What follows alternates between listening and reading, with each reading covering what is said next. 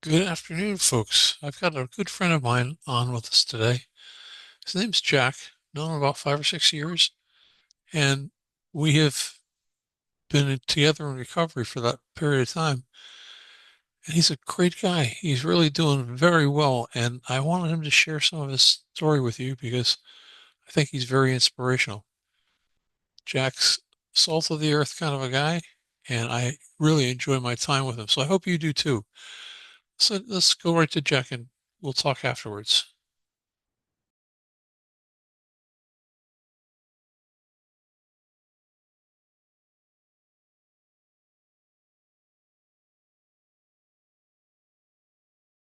Hey folks, welcome back. This is my friend Jack's with me today. Jack, I've known for how many years now? 5 years or something? 2006, 6 years. 6 years. Well, it's been a long time. It's longer than I give you credit for because you've done such a miraculous job of changing from the time I first met you. Yeah, What was that occasion like? You remember? I do. I do remember meeting you for the first time. It was early 2019, um, Pre-COVID. pre-COVID. Um, I heard you speak um, at a meeting, and I said, I'd like to hear some more of this guy. And so I tracked down your phone number, which is a funny story in itself because I couldn't read your writing. And so I ended up calling about 25 guys that were at that meeting that night. And they all had your number, but they wouldn't give it to me. And they told me to call the next guy. And that was a good lesson for me. Um, but our friend Shane eventually was nice enough to say, all right, I'll give it to you. And I called you and we talked. And then I ended up going to meet you. And I'm so glad I did. Me too, Jack. Me too. It's been a real lovely experience watching you go from where you were to where you are now. Tell us a little bit about what your life's like today. My life's amazing. Better than it's ever been. Um, I have a wonderful family. Um, I'm present for them. I'm able to um, be there uh, mentally as well as physically.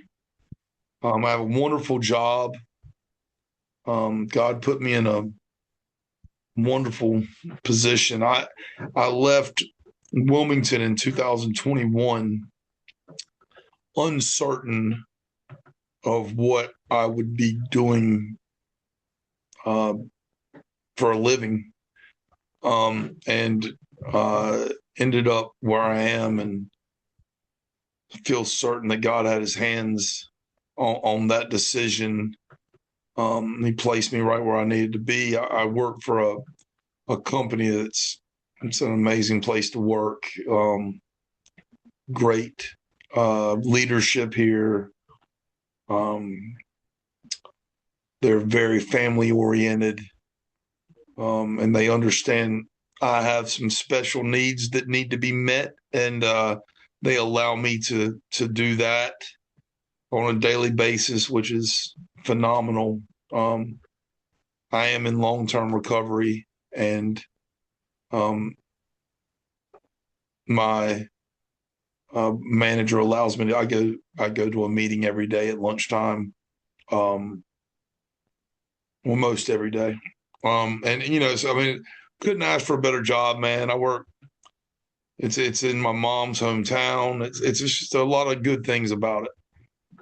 You moved over that side of the river because your parents were there, right? Your parents are, Yeah. So that was the idea. So I have a 5-year-old grandson named Zachary. That in 2021 it became clear to us that we would be Tanya and I, my spouse and I, would be the primary caregivers for him. And the job I had at the time, although it was very rewarding financially, um, it didn't offer the family much other than financial benefits. I I worked all the time. I mean, I worked from 8 in the morning to 8 at night, Monday through Saturday, and so it was a wonderful job, and I love those people there. I have no ill will towards them. It's a wonderful place. Um, but the decision had to be made that we wanted to be around family. We wanted to be around my parents. They're getting older now. So we moved to where we are now, and I wish I'd have done it 10 years sooner. But things work out the way it's supposed to. If I'd done that, I would have never met you. So there you go. Yeah, I think to myself, what a great salesman you are. I know you were a top of the line salesman for this place in Wilmington, and it was good money. But money was not the important thing. It became not the important thing as you Right. began to see your world start opening up.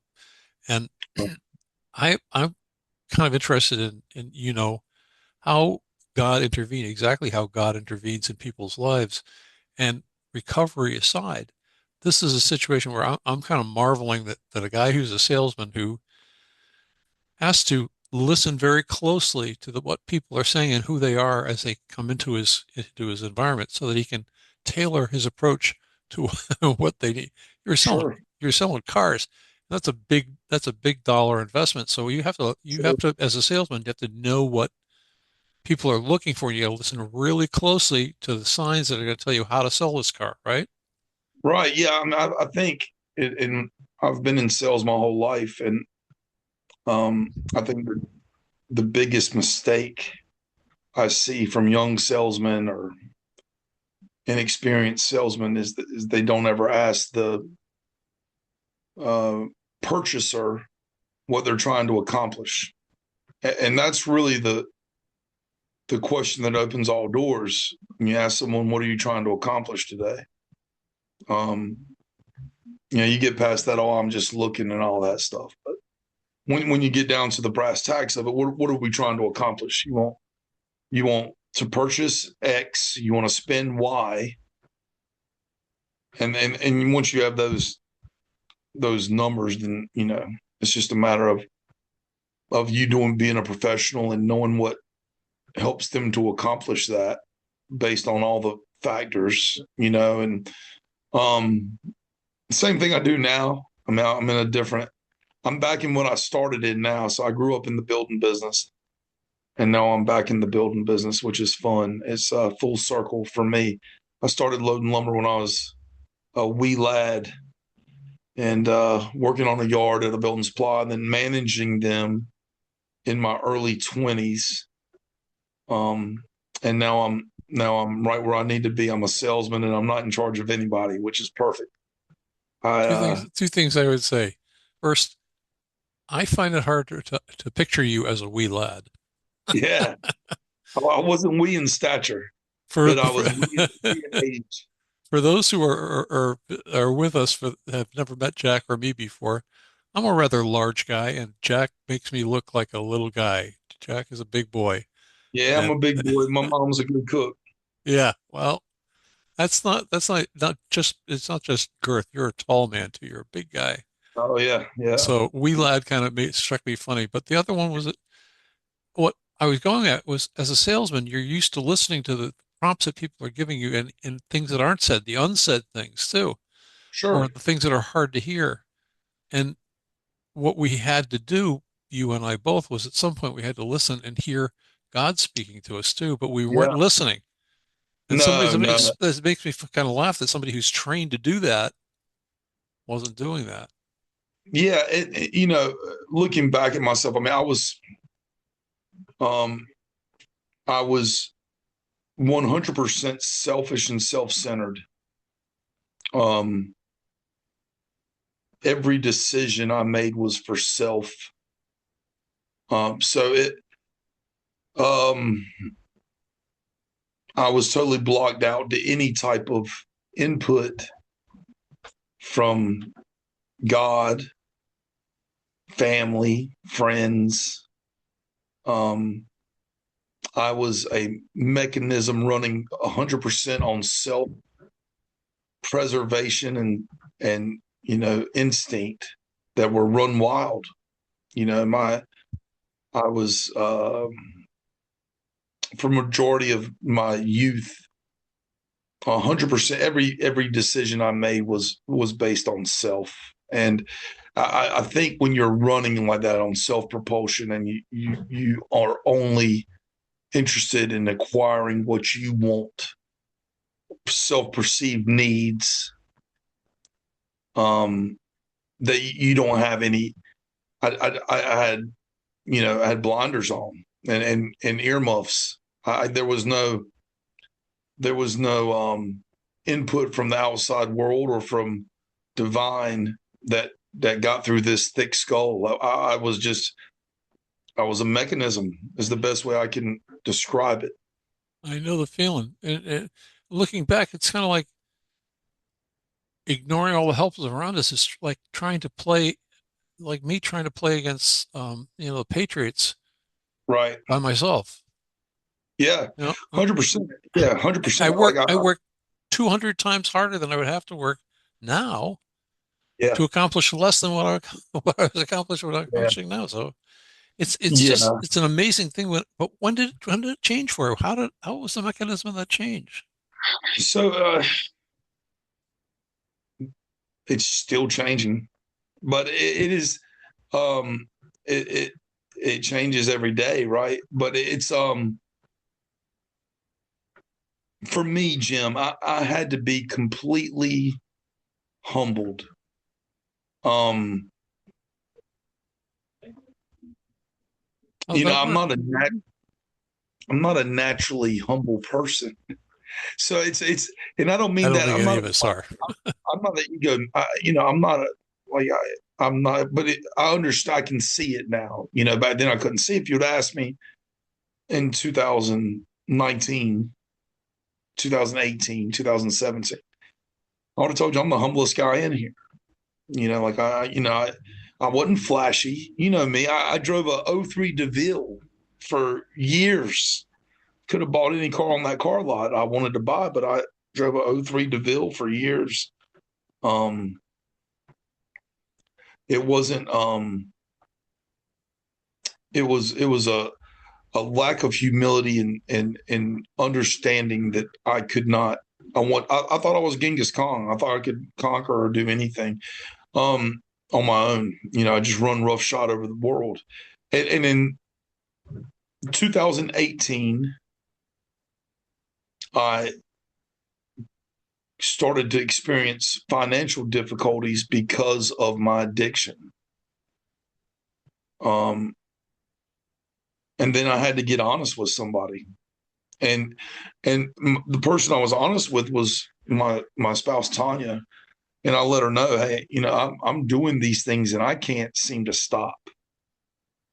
I truly wanted. I had reached a point of wanting to, and was unable to, and that was a that was a eye opening would be to minimize it.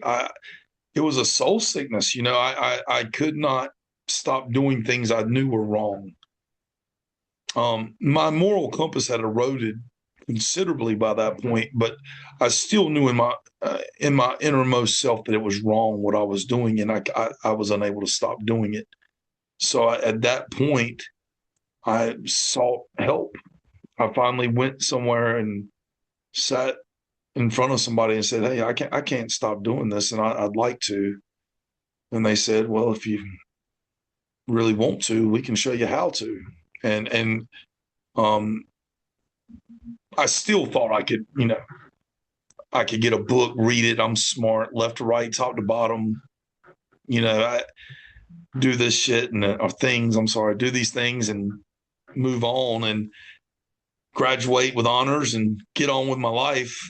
That was my thought process for sure. And slowly slowly, it's I started to accept some help, and then I started to get back in touch with God, and that was the biggest turning point in my life. And it's certainly not the God of my childhood. Um, What made you turn it's as to much go back and get in touch with your God? What was the impetus to go back to back to God? I saw men who were able to live their life on life's terms. I saw men who were happy. I saw men who were successful, and they were doing it sober. I asked them how they did it, and without fail, each of them told me that they had developed a relationship with a higher power. And so I've always been smart enough to understand that if somebody's doing it better than you, see how they're doing it. And they were certainly living life better than I was. And so I saw what they were doing and I wanted it. I mean, it's really that simple. Um, Now, the how that relationship has been cultivated is not simple. It's very intricate for me. Um, but it can be as simple as saying the three words, God help me. And um I say those words every day. It's how I start my day. And but that just I was at an advantage in that I did truly believe that at that point in my life, I believed there was a God. I was living like I was God. I heard a great joke the other day. The biggest difference between me and God is God never thinks he's Jack. And so, I had to come, I had to, it took some time, but that's what brought me to searching. That's what brought me to the action of searching for that relationship is honestly seeing other people. It's, Um, it's interesting you say that. This podcast is called the Dismas Diaries, and we think about poor Dismas, the good thief, so called on the cross next to Jesus. There were two thieves, and one was blaspheming Jesus, and the other one said, "Wait a minute, this guy's got something I want." yeah, And it took him his whole life to get there, but he did get there. And then he said what you said, "Help me, God. Please help me." yeah, And that's what it takes, and there so you said something about being humbled. I I used to think like most people did that humbled was, groveling, right. laying on my Me stomach, too. please, I'm Me too. terrible, I'm a worm. But Doormat.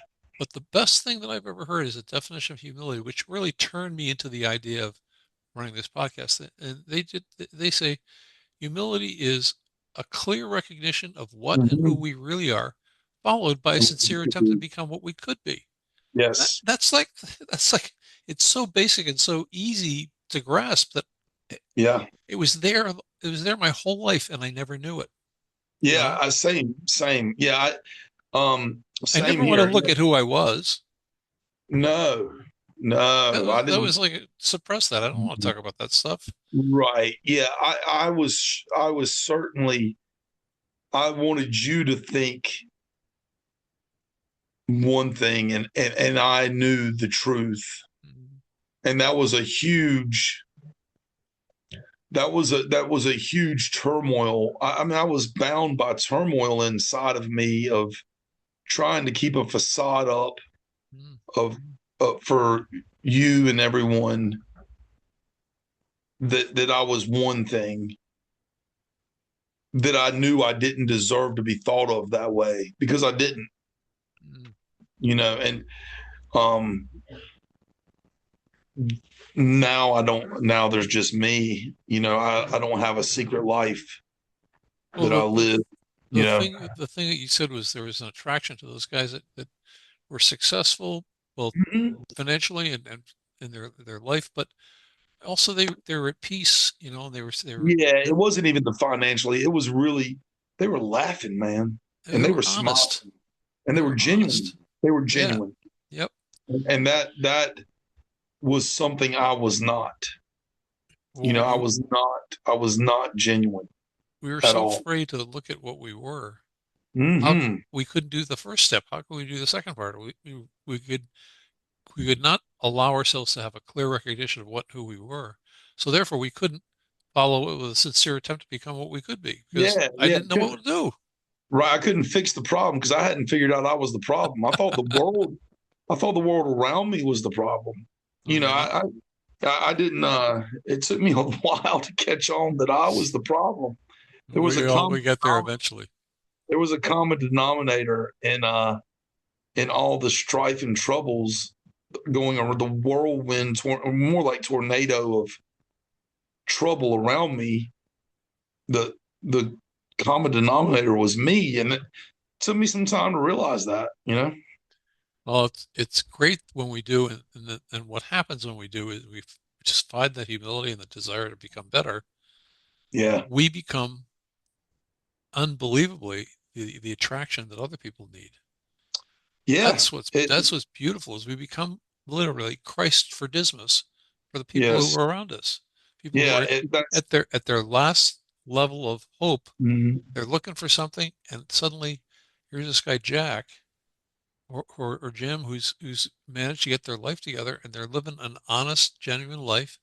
They're not bragging on themselves. They're just living life as a life on Right. life's terms. And, Right. and for us to be able to be part of that is a wonderful feeling, you know. Like that's why Oh, one yeah. of the reasons I really enjoy seeing you is I know that there was something in my past that allowed me to help you, Right. and I'm able. It's every time I see you, I go, "Hey, that's a great feeling. Somebody found me attractive."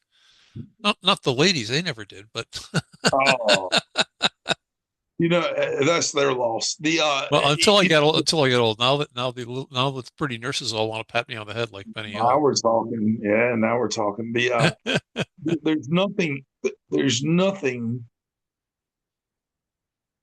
I don't know. Nothing. I have some things with family that probably touch me more than anything, but that is the other side of it is the gratitude.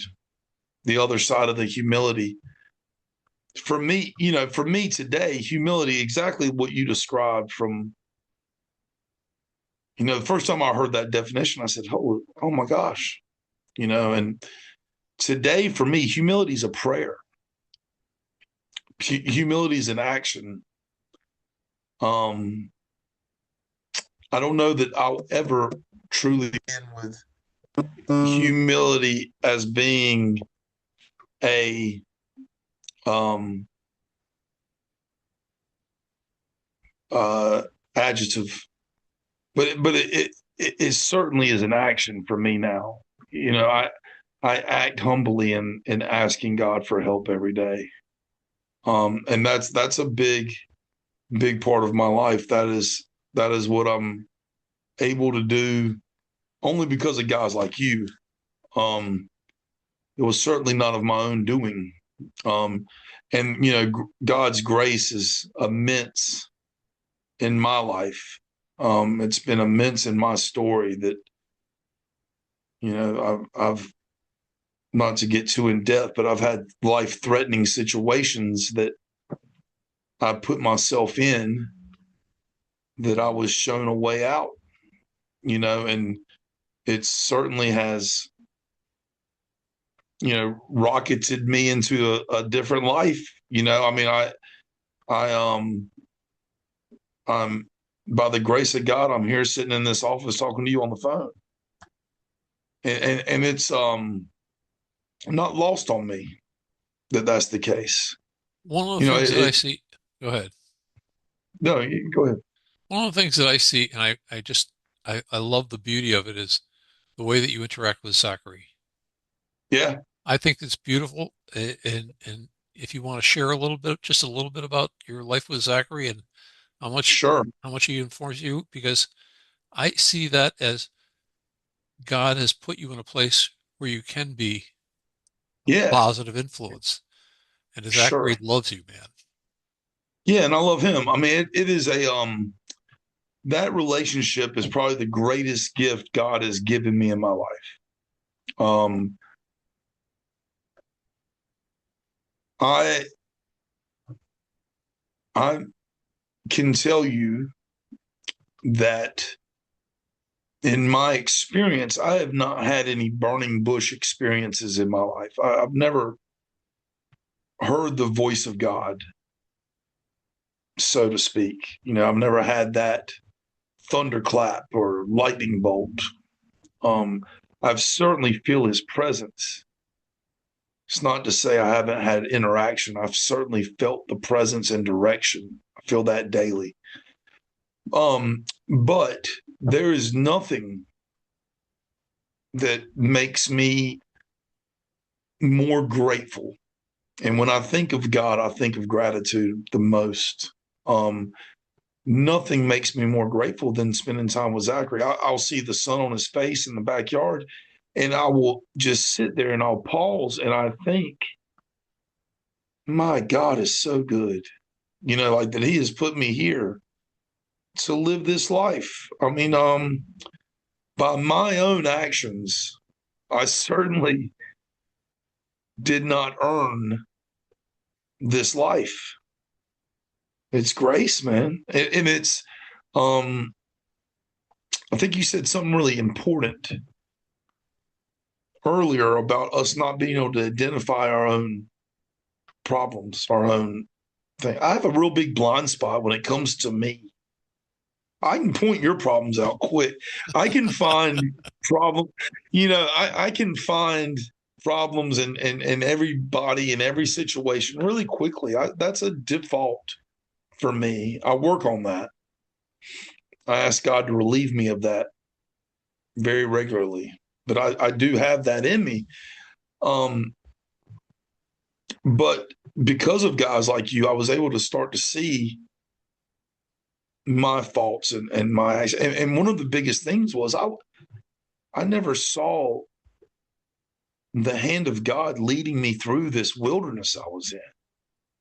And now I look back on situations that could have very, very easily turned out the other way.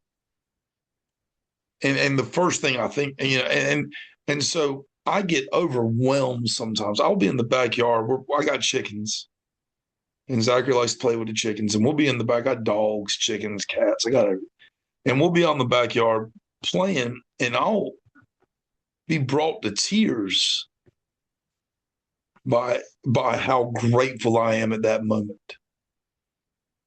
And one, I actually have moments now. Like I live in the moment. I try to as best I can. Um, Before I was never present mentally. I was just there physically. And I think that's the biggest difference in my life for Zachary, for Tanya, for all the other kids. Um, is that my coworkers, my family, everyone I come into interaction with, I can be in that interaction. My mind's not on, are they going to know the truth? Are they going to find out? Is someone getting ready to call? Are the police getting ready to pull up? Are my tags dead? Whatever it might be. I lived in constant turmoil, and now I don't. I don't. I live in the truth now. When the insides match the outsides, there's no turmoil. Right. Yeah. And that's it. Like there's no trouble. I'm not fighting anything. I'm in a position of neutrality. And Amen. and that is a wonderful way to be. I try to be less reactionary, working on that.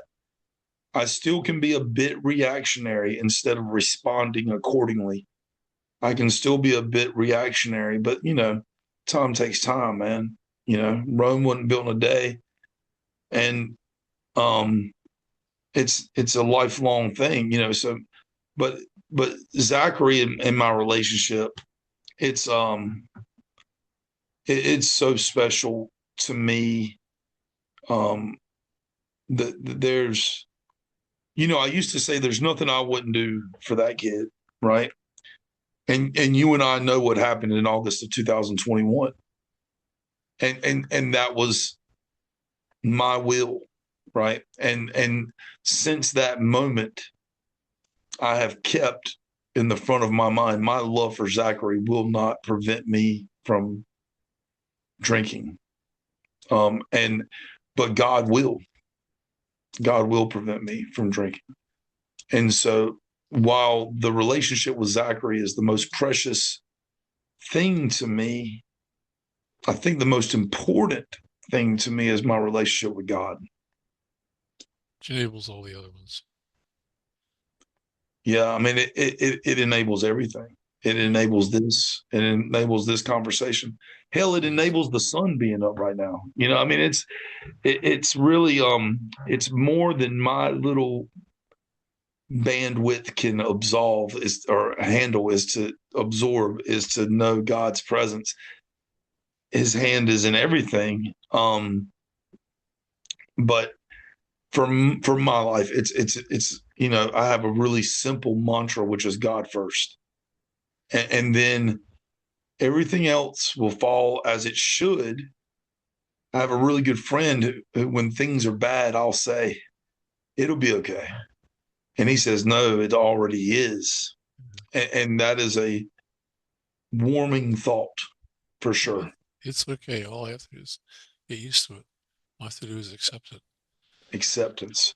You know, I just got to say as we close that one of the things that you probably aren't even aware of is just how much you say you see the presence of God and you see God in all the people around you, see God in the beauty of nature and Zachary Yeah, for the better. Other people, I have to say, see God in your relationship with Zachary. That is a shining, beautiful moment for people's lives. And you touch people very much when you're with that kid. thank you, It thank you. it really is beautiful. So, Jack, I'm so grateful you agreed to do this for me today, this Yeah, I'm podcast. And sorry we had such a hard time with technology. Not my specialty, man. I'm a not mine salesman, not either. an IT guy. So I'm not either, man. So I have trouble all the time with technology. I have these great cameras, and sometimes they work, sometimes they don't. Oh, but we made it, and we God made must it. have And wanted it today.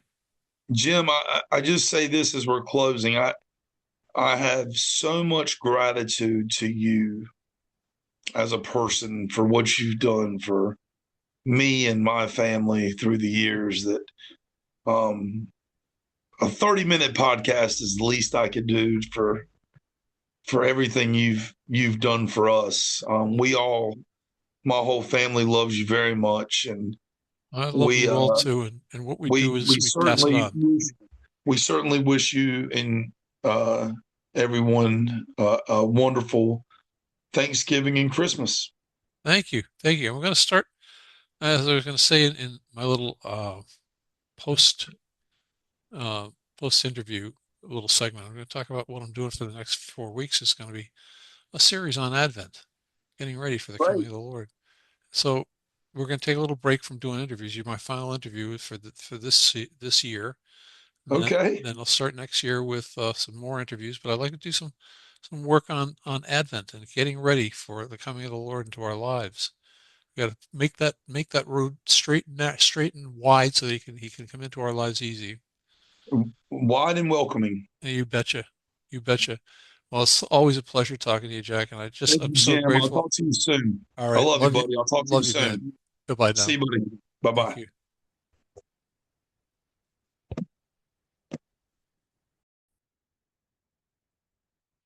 Man, that was a great interview. I really like Jack and what he has to say. He's helped me a lot in just watching him change over time as he more and more encounters God in his life. And while he's not seeking to know who God is so much, he is seeking to do God's will. And he does understand that seeking God's will and doing God's will keeps him grounded, keeps him sober, keeps him available to other people. And he talks now about how he sees God in the faces of other people and what they're doing. That's what it's all about, folks. That's what it's all about. A chance to know who God is by seeing him in the rearview mirror, as I always often say, and seeing him, learning how to see him coming towards me in the future. The God that I know has been calling out for me for years, and I was too busy or too selfish to listen. I didn't want to do what it took to get to know him better. But one day, my mind was cleared because I had to focus on him because there's nothing I could do for myself. And I'm so glad I did because now I can focus on him and not worry about taking care of myself. I hope you'll continue to visit the podcast. The next 4 weeks, I'm trying to do a series on Lent. I'm sorry, on Advent. I want to go do a deep dive into Advent, talk about what's coming up. We're preparing for the coming of the Lord into our lives in a very special way. When he is born on Christmas Day, we make ready for his presence in our lives in every way today. So I hope you'll join me for the next 4 weeks. I'm not going to be having interviews with others, I don't think. Maybe somebody will stop in now and then. But I believe we're just going to talk about Advent and how we can prepare for the coming of the Lord in our lives. Let's make this a good Advent. Starts on November 30th. And we've got a couple of other things to celebrate during that time. So let's make ready the way. May you have a blessed rest of your week. I hope you enjoyed the meeting with Jack and I. And I hope you'll stay tuned for what we're going to do now. God bless you all, and I hope you come back when we're finished with Advent and continue to do the podcast with us. Take care.